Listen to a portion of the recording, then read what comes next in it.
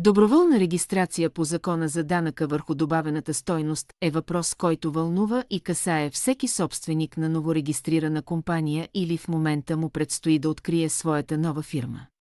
Множество са въпросите относно осигурителните задължения, възникващи със стартиране на дейност. Данъчните казуси са другият елемент, който се нуждае от прецизен анализ.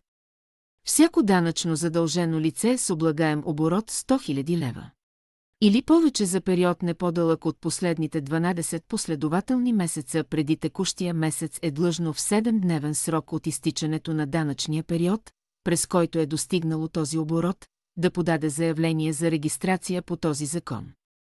Задължителната регистрация по Закона за добавената стойност може да бъде направена, след като сте направили вашият добре преценен избор още в началото, преди да регистрирате фирма. Правото на доброволна регистрация на фирма е регламентирано в член 100 на Закона за данъка върху добавената стойност. Доколко тя ще е полезна и необходима при откриване на нова фирма и дали би донесла някакви негативи е въпрос, който трябва да бъде разгледан индивидуално за всеки отделен бизнес и бранш и всичко зависи от вас и това как ще се консултирате с вашият счетоводител или счетоводна къща.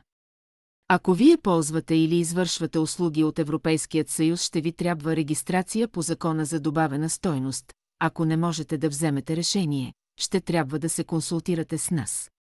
Може да се регистрирате по класическата регистрация по Закона за добавената стойност по избор на лицето или по член 9.7а, който се води частична регистрация по Закона за добавената стойност. При него вие нямате прави на данъчен кредит.